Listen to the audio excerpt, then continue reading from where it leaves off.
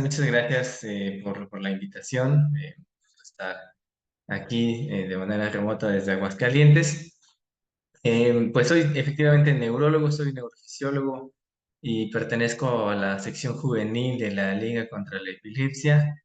Y bueno, también ahora bueno, iba a decir recién formada, ya lleva casi 5 años, Sociedad Mexicana de Neuromodulación, y pues participando activamente en las sociedades de medicina del sueño, tanto en las médicas como en las de nuestros demás colaboradores del mundo del sueño. Y en realidad por eso agradezco mucho la invitación a hablar de este tema, porque como vamos a ver en un momento más, la epilepsia por sí misma, solo que hoy hablando particularmente de la frontal, y la medicina del dormir, pues van de la mano casi naturalmente. La medicina del sueño, por supuesto, es una especialidad médica como la neurología y va a depender de esta meticulosa y acertada clínica para llegar al diagnóstico, ¿no? Justo como la neurología, justo como la epilepsia misma. Y se debe investigar no solo las noches, sino también los días y las historias colaterales para entender los síntomas de cada persona. Por eso es que tan naturalmente van epilepsia y sueño, pero en realidad neurología y sueño es un área que deberíamos estar pues todavía más neurólogos participando de ella, ¿no?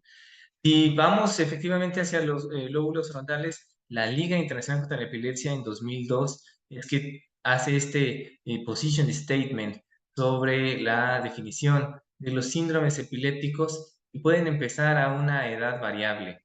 Y bueno, por supuesto aquí vemos muchos de los síndromes que ya reconocemos del pasado, pero en este esfuerzo pues intentan identificar y llamar a los tipos de epilepsia por la característica principal, ya sea del tipo de crisis o los hallazgos que esperamos encontrar en ellas. Por eso, bueno, pues como el ejemplo clásico, pues la epilepsia de ausencia juvenil, pues desde el nombre nos dice qué es lo que estamos esperando, igual que la epilepsia mioclónica juvenil, ¿no? Misma insistencia de que estamos esperando encontrar aquello que viene descrito en el nombre, pues la epilepsia del lóbulo occipital fotosensible. No sabemos cuáles van a ser las características desde el nombre. Ese fue parte del esfuerzo de esta task force de la ILAE. Y entonces, pues aquí marcada con rojo en la tabla del artículo, pues lo que nos atañe hoy, esta epilepsia hipermotora relacionada al sueño, ¿no? Y sabemos que las definiciones de la liga han cambiado a lo largo de los años. Ya nadie menciona ese de 2010 que a nadie le gustó. 2017, por ejemplo, entra esta temática de cómo llamar a los nombres, entonces por eso queda entre paréntesis hiperkinética, porque ahora se prefiere el término hipermotor, pero es muy difícil cambiar algunas cosas que se han quedado grabadas ahí en la memoria. Entonces, particularmente entonces en este artículo del 2022 entra en esta categoría la epilepsia hipermotora relacionada al sueño, que puede estar relacionada a un deterioro por sí mismo, por la epilepsia misma, o puede presentarse simplemente como una epilepsia focal, ¿no? Por eso están estos dos tonos, abarcando estos dos aspectos, porque podría o no estar relacionado a un deterioro cognitivo asociado a la epilepsia misma. Y es que la epilepsia del lóbulo frontal efectivamente es increíblemente compleja desde la semiología por la cantidad de conexiones que hay desde el lóbulo frontal hacia el resto de las estructuras, pero particularmente considerando que por sí misma la epilepsia ya es un cambio en la estructura, pues vemos como cuando se hacen estos análisis topológicos, pues estos hubs o estos clústeres de comunicación entre las áreas de las regiones cerebrales, incluso en personas que tienen epilepsia, el lóbulo frontal hace en azul en esta imagen, se encuentran fuera de las áreas que esperaríamos en una persona que no tiene epilepsia, por supuesto. Entonces, la red por sí misma ya va a estar de un cambio, de una forma diferente, si la comparáramos con controles sanos, y por eso es que entra en radical importancia tener estas evaluaciones multimodales, ¿no? Tanto las neuropsicológicas como las resonancias funcionales, o incluso como estas de análisis de covarianza de el volumen cortical y sus relaciones entre ellas con esta fracción de anisotropía y estas otras cosas que por eso es tan importante tener un físico radiólogo y neuroradiólogo en el equipo, ¿no? Porque esos análisis ya nos están demostrando que no va a ser lo mismo buscar ya estas áreas de conectividad en quien tiene una conectividad por sí misma diferente en la epilepsia del lóbulo frontal. Y desde luego, desde la imagen, bueno, considerar que mucho de lo que a veces se puede encontrar en estas, que sabemos es tan alta, la 30% en algunas series, la imagen de resonancia magnética negativa, muchas veces es cambios muy sutiles, y de estos sutiles, pues la polimicrogiria suele ser uno de ellos, ¿no? La epidemiología en este artículo del 2023, pues se considera 2.3 por cada 10.000 y la distribución es 71% frontal. Entonces, buscar una polimicrogiria frontal puede ser bastante compleja, sobre todo a ojos no entrenados. Pues sabemos que en México, pues médicos radiólogos con especialidad en resonancia o con especialidad en epilepsia, neuroradiólogos, pues todavía son muy pocos. Los centros formadores necesitan ser más, por supuesto, necesitamos tener más colegas que pudieran estar en diferentes estados de la República. También sabemos que ya, pues, no quiero poner un adjetivo de valor, pero solo describiré que hay neuroradiólogos interpretando a distancia en diferentes estados, pero quizás se pierde esta belleza de la interacción en vivo cuando el paciente está ahí y se pueden hacer reformateos de imágenes, porque si bien es cierto que se pueden hacer después, pues algunas cosas ya no se pueden hacer fuera de línea, ¿no? Y entonces cuando pensamos en la etiología, pues se nos complica un poco más, pues porque por supuesto sabemos que hay causas genéticas, sabemos que infecciones durante el periodo gestacional, sabemos que hay estas variantes genéticas que no tienen una significancia cierta, que las malformaciones vasculares son muy prevalentes de realidad también y que por muchos años se pensó que solo eran variantes normales y por supuesto siempre está la causa desconocida de la etiología misma. ¿Y por qué lo mencionamos? Porque, bueno, a veces, pues sí, puede ser como muy evidente cuando hay una polimicrogiria y que afecta a muchas áreas, pero en otras ocasiones puede ser tan sutil que en realidad, pues solo ojos muy entrenados y reformateos muy específicos nos podrían dar la imagenología de dónde es que se encuentra esta polimicrogiria. Y decíamos, por eso no nos sorprende que pueda llegar a ser tan alta la prevalencia de resonancias magnéticas negativas, ¿no? Una persona que tiene diagnóstico de epilepsia. Y es que ahora con incluso esta nueva descripción del MOGE, de esta malformación cortical del desarrollo, ¿no? Con hiperplasia oligodendroglial, ¿no? De la cual se platicó mucho ahora en el Congreso Internacional de la Liga, pues la evolución va a ser diferente y las características clínicas van a ser diferentes cuando es que se presenta esta pues nueva, pues, MOGE, le llamamos ahora, ¿no? En epilepsia, pues vemos aquí en esta publicación pues, las imágenes, pues seguro que para ojos ya muy entrenados, pues dicen, ahí está la flecha, ¿verdad? Pero para ojos entrenados dicen, sí, claro, es evidente, ahí está, ¿no? Y sin embargo, pues esta que está marcada en letra H, pues habría que ver cuántas personas en realidad sin entrenamiento en epilepsia dirían, sí, claro, ese es un cambio que vale la pena ser analizado, ¿no? Entonces, sí requiere de este manejo integral y multimodal, sobre todo porque como estamos viendo en esta publicación, pues muchas de estas lesiones son predominantemente frontales. Y por supuesto, estamos hablando de la importancia de la cirugía de epilepsia y la cirugía temprana, ¿no? Muchas, creo que era desde el 2017, la ahora presidenta de la Liga, la doctora Helen Cross, hacía énfasis en, sobre todo en niños, pero también en adultos, la cirugía temprana, pues la cirugía ha sido una de las técnicas o tratamientos de la epilepsia más efectivos, menos utilizados. Y aún habiendo dicho eso, sabemos que la diferencia en el resultado después de la cirugía varía mucho de persona a persona. Sobre todo sabemos que los mejores resultados estadísticos suelen ser en el lóbulo temporal y no así en áreas extratemporales. Y este pues, artículo sugiere justo eso, que dependerá de dónde se haga, pues no solo la resección por sí misma, sino la desconexión de estas áreas que tienen que ver más con la relación hacia el tálamo, por ejemplo. Entonces, la tractografía va a terminar siendo también una herramienta indispensable para la planeación quirúrgica cuando uno identifica lesiones sutiles, pues el cuánto se desconecta de estas radiaciones talámicas o las proyecciones frontosateales, y parece ser que sí están jugando un resultado en la libertad de crisis, ¿no? Entonces, desde la planeación quirúrgica y la consideración de qué área se va a resectar y cómo estas vías van a ser afectadas, pues parece ser que sí está jugando un papel en cuanto a la predicción de libertad de crisis a 3 años y a 5 años. Entonces, el lóbulo frontal por sí mismo presenta estas características y decíamos la importancia de contemplar siempre la evaluación neuropsicológica, porque la depresión es una de las comorbilidades más frecuentes hacia la epilepsia del lóbulo temporal, y el sueño, decíamos, es una de las partes que más vamos a analizar, pues las crisis suelen ser predominantemente nocturnas, pero el análisis que se puede hacer desde la arquitectura del sueño, la macroarquitectura, por supuesto, las fases del sueño, pero también la microarquitectura del sueño, pues hay una relación directa con la prevalencia de depresión.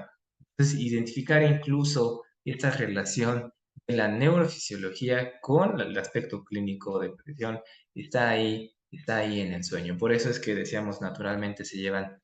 También es que también esta actividad ictal, no solo las crisis, sabemos pueden asociarse al deterioro cognitivo de la función en epilepsias focales. Este artículo habla de niños y adolescentes, pero sabemos que esto prevalece en la edad adulta. Vean cómo el grupo de las epilepsias del lóbulo frontal suelen ser quienes mayor déficit tienen cuando se someten a pruebas ya estandarizadas neuropsicológicas. Entonces, ahí de nuevo radica la importancia de sí tener una evaluación formal de las funciones cognitivas, pues no solo, evidentemente, no solo para irlas describiendo, ¿verdad? Sino para hacer una intervención al respecto. ¿No? Ya decimos epilepsia es más que crisis, y la comorbilidad es muy importante estarla identificando pues para actuar sobre ella, ¿no? Esto ya se comentó, la polisomnografía pues es la evolución natural de la era análoga a la era digital, que nos permite ahora tener muchas más señales biológicas, e incluso ahora la medicina de precisión busca nuevas formas de analizar esta información obtenida. Decíamos, el hipnograma obtenido de un estudio formal de sueño nos va a permitir identificar la macroarquitectura del sueño, porque hay muchas cosas que pueden alterar la arquitectura del sueño, que no tendrían que ver con epilepsia, sino con el solo ser humano, ¿no? Este estudio habla de esta fragmentación de la arquitectura del sueño durante la menopausia, por ejemplo. Entonces, sabemos que es la actividad eléctrica del cerebro la que nos dice en qué fase de sueño se encuentra la persona, por supuesto, aunado al electrocardiograma y a la electromiografía, que los trastornos del dormir son altamente prevalentes, están subdiagnosticados en la población general, sobre todo en la categoría parasomnias, niños, pero también en adultos, despertares confusos, terrores nocturnos, son los que más difícilmente se tienen que diagnosticar diferencialmente con epilepsias nocturnas, ¿no? El papá, la mamá, clínicamente no puede decir, esto es una parasomnia, esto no es una epilepsia nocturna. Y clínicamente pueden ser indistinguibles. Para esa la importancia de una evaluación formal, que si hablamos en niños, pero insisto que también aplica en adultos, un evento nocturno pueden ser movimientos normales, hay micronías normales de la infancia. Entonces eso podría ser simplemente algo que sucede y ya. Pero por supuesto, ¿qué pasa si son crisis nocturnas? Y de estas no solo la epilepsia hipermotora de la que estamos platicando, la epilepsia mioclónica juvenil también puede tener crisis generalizadas nocturnas. Las encefalopatías epilépticas, decíamos, estas epilepsias benignas, pero de inicio tardío, por ejemplo, con puntos occipitales, y lo que antes se llamaban los famosos BECTs, ahora ya se llaman epilepsias de la infancia con puntas centrotemporales, también pueden dar estas crisis nocturnas. No solamente la epilepsia hipermotora frontal es una epilepsia nocturna, hay muchas otras epilepsias que pueden dar crisis nocturnas, y la importancia de tener el diagnóstico diferencial, por supuesto, identificando si es focal, si es generalizada, o si va a tener mejor progresión, mayor progresión, o si es candidata o no a cirugía. Así que la importancia es mucha, no solo decir sí, sí es epilepsia, no, qué tipo de epilepsia, qué tipo de crisis nocturna. Pero si hablamos de nuevo de eventos nocturnos, pues hay trastornos del movimiento que no son epilepsia, que también son eventos nocturnos y que tienen que ver con movimiento, ¿no? Desde calambres, pero también los movimientos periódicos de extremidades y este movimiento rítmico relacionado al sueño, ¿no? Que no sería epilepsia, pero que sí son movimientos anormales nocturnos y una categoría aparte, pero igualmente importante, decíamos las parasomnias. Y estas todavía hay que distinguir aquellas que son del sueño REM, como las pesadillas, como las que son del sueño no REM, como los terrores nocturnos y otras, por ejemplo, ¿no? Las alucinaciones relacionadas al sueño, por ejemplo. Es obviamente importante distinguirlas de epilepsias. ¿Cómo se van a distinguir? Pues clínicamente, definitivamente no. Va a tener que ser con una videopolisomnografía, pero hoy estamos hablando de epilepsia, entonces poder contar con el montaje completo del electroencefalograma durante la polisomnografía no solo mejora la sensibilidad del estudio, sino que no debería incrementar el costo. Y nos permite tener entonces un montaje completo de los 27 canales junto con la polisomnografía y la conducta medida en el sueño. Los equipos actuales ya permiten hacer el montaje completo 10-20 con la parte de sueño. No pierdan de vista que allá afuera, esto es 2020, se está utilizando ya alta densidad para evaluar el sueño en Parkinson. Entonces, la neurología está tomando de vuelta el sueño y esto que hoy les estoy platicando, los 27 canales de electroencefalograma, ya le están llamando electro de baja densidad, ¿no? En sueño, los 27 canales ya lo llaman baja densidad, que sugieren estar haciendo hasta 256 canales. Muy importante, se actualizó en 2017 la forma en que colocamos los electrodos, perdón, la nomenclatura que le damos a los electrodos en el Sistema Internacional 1020, 7T8, P7 y P8 son los nuevos nombres a los que debemos referirnos y también incorporar la estría temporal inferior. Es muy importante, sobre todo para la hora de localizar los focos epileptogénicos. Necesitamos tener esa estría temporal inferior. ¿Por qué el cambio de nombre? Porque ya se está favoreciendo utilizar el sistema 10-10, como les mencionaba. Tiene mucho más sentido tener toda una estría parietal, por eso es que le cambian a P7 y P8. Y tiene más sentido seguir la numeración 1, 3, 5, 7, 9, por eso es que ahora se llaman 7 y T8. F9 y F10 sirven como esta estría temporal inferior, pues en el mundo del sueño, el lugar que ocupan los electrodos de electroculografía. Entonces, nuestro mastoides, si lo ponemos en P9 y P10, estamos y tenemos A1 y A2 ahora en T9 y T10, pues así de sencillo tenemos ya la estría temporal inferior recomendada por la International Federation of Clinical Neurophysiology desde el 2017. Y no perder de vista, el análisis del sueño lo hacemos sobre 30 segundos, claro, pero el análisis de electroencefalograma lo hacemos sobre 10 segundos por página y esto los equipos nos permiten hacerlo sin ningún problema. Y pensando en hacer la nueva nomenclatura, no es más complicado que cambiarle la etiqueta.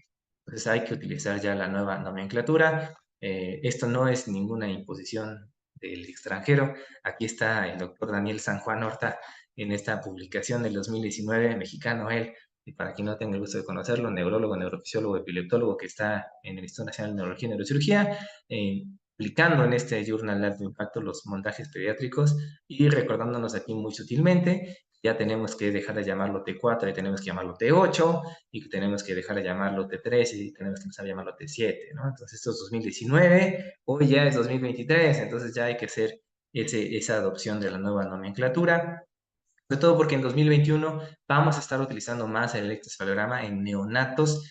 Es el videoelectroencefalograma poligráfico el que se necesita para el diagnóstico. No es ya un deseo, es una recomendación formal de la Liga Internacional contra la Epilepsia. Cuando vemos los montajes neonatales, esa publicación del doctor San Juan, incluye banda torácica, incluye banda abdominal, EKG, mentón, nada más le falta el termistor para hacer una polisomnografía en neonatos. Porque si vemos esto es 2019, si vemos las recomendaciones de sueño 2020 en neonatos, idéntica. Entonces, de repente allá afuera parece que los epileptólogos hablan un idioma y los sueñólogos hablan otro, y cuando los vemos juntos, estamos hablando exactamente de lo mismo.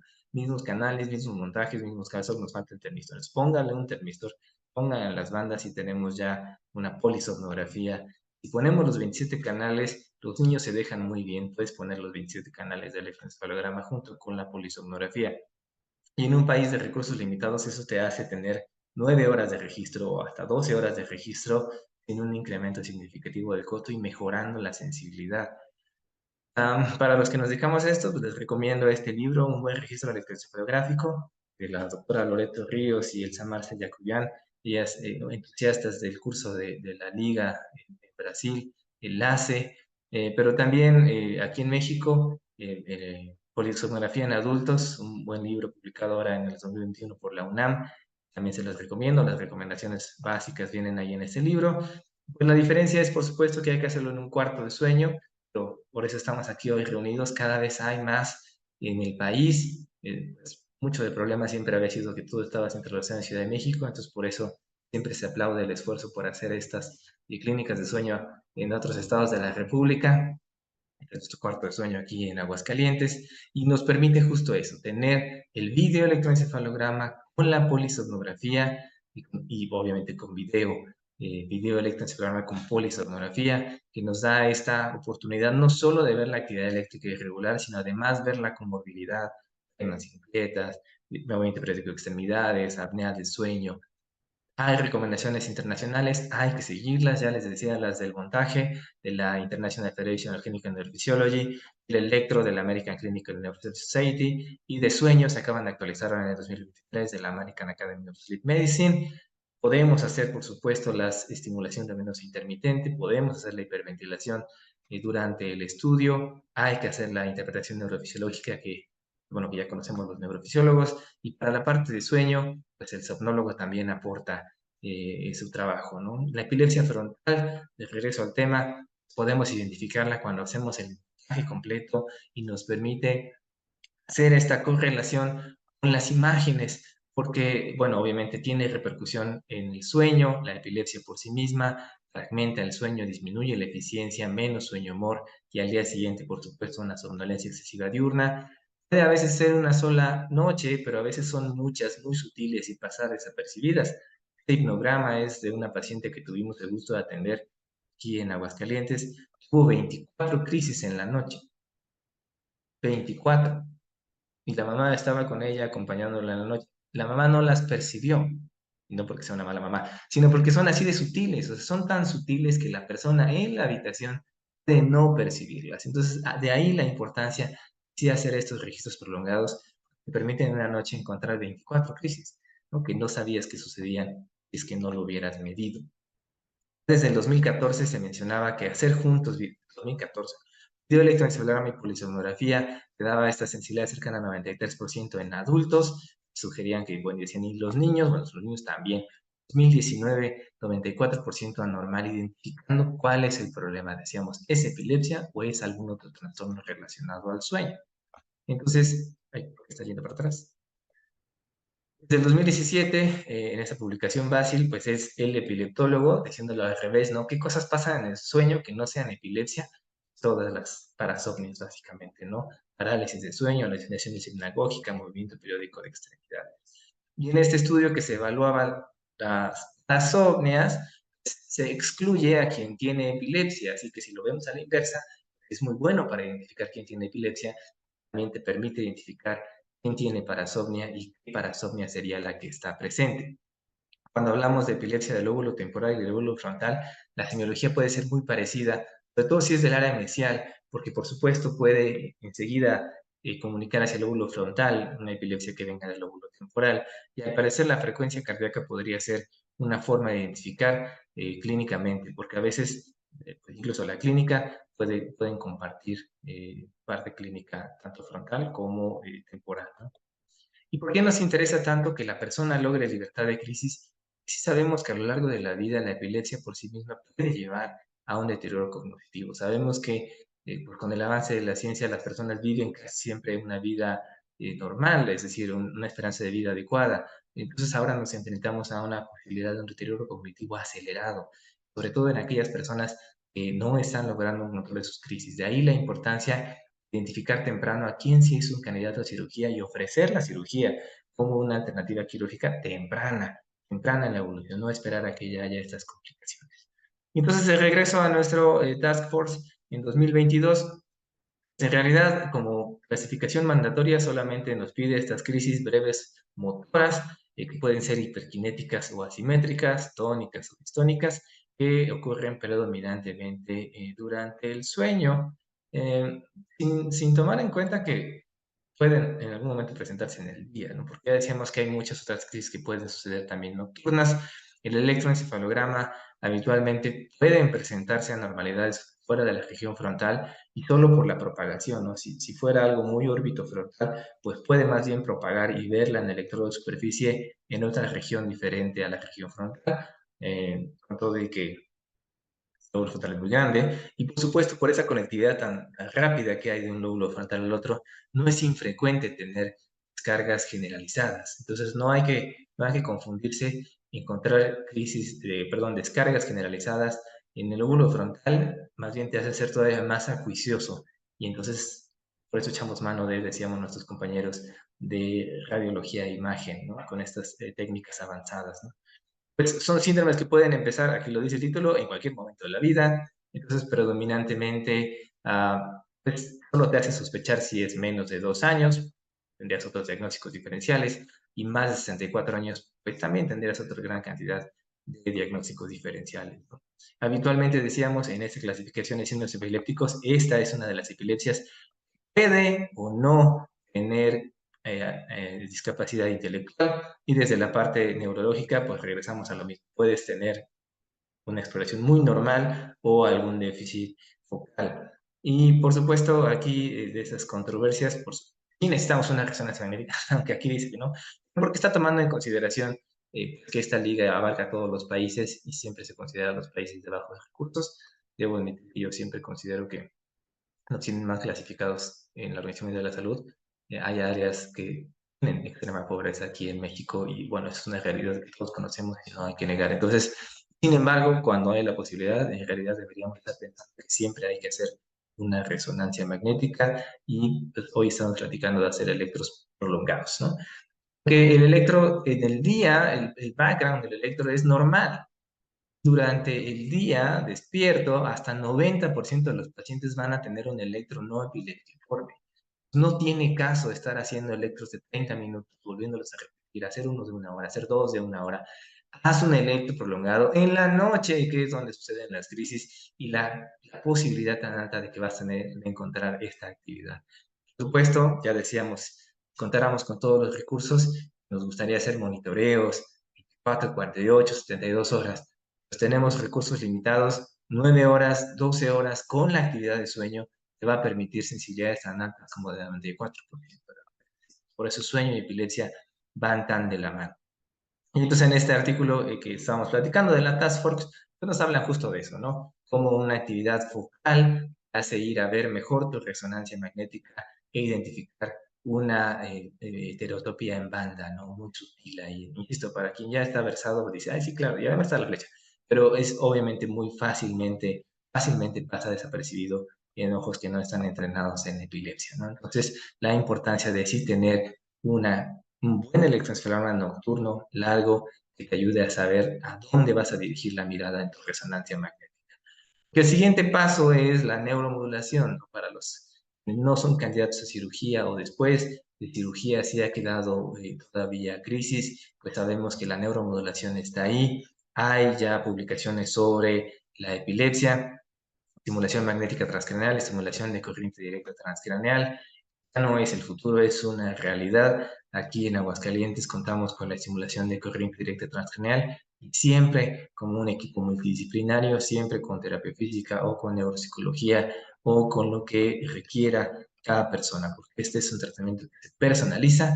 Y bueno, para terminar, es el estándar de oro todavía la polisomografía nocturna con videoelectro y no soy yo quien lo dice, ahí están las referencias. 2022 todavía es y seguirá siendo el estudio nocturno largo, nuestro estándar de oro. Esto más enfocado hacia la medicina del sueño, que de repente pareciera que ya con poner un cosito aquí, que no se les olvide que el cerebro es donde está ocurriendo el sueño. Hay que pensar siempre en crisis nocturnas y en crisis no motoras. Hay que favorecer los registros prolongados. El video electroencefalograma con polisomografía, decíamos, es un recurso que nos permite ahorrar, porque sale mucho más económico. Identificar y tratar los trastornos de sueño. La medicina personalizada no es una moda, es una necesidad y nos ayuda a identificar también la comorbilidad y optimizar los tratamientos. Epilepsia es más que crisis. Y en la era del video electrodigital, pues colocar los electrodos es lo más importante. Esto sí es un comercial, no se les olvide que la Sociedad Mexicana de Neurofisiología Clínica tiene cursos para técnicos. El siguiente año va a ser el diplomado para técnicos, entonces es momento de profesionalizar a nuestros técnicos. La lectura del video electro, por supuesto, debe realizarla un neurofisiólogo clínico o un epileptólogo. Y la lectura del sueño, pues por un somnólogo, pues estamos trabajando en comunidad, ya hay muchos muy buenos somnólogos. Tenemos el congreso la semana que viene en Ciudad de México. Hay que hablar de sueño y en epilepsia también. El eslogan de este año del Día Mundial del Sueño es dormir es esencial para la salud, entonces más directo que eso no se puede. Y por supuesto, las clínicas de sueño y epilepsia deben estar conformadas por un grupo multidisciplinario. Eso mejora el pronóstico y calidad de vida de la persona que viene a atenderse con nosotros, pero también de la familia y de los cuidadores. Entonces, bueno, desde aquí, desde Aguascalientes, pues, estoy dando la cara, pero por el grupo que nos tiene de pie y trabajando por y para las personas. Muchas gracias por la invitación.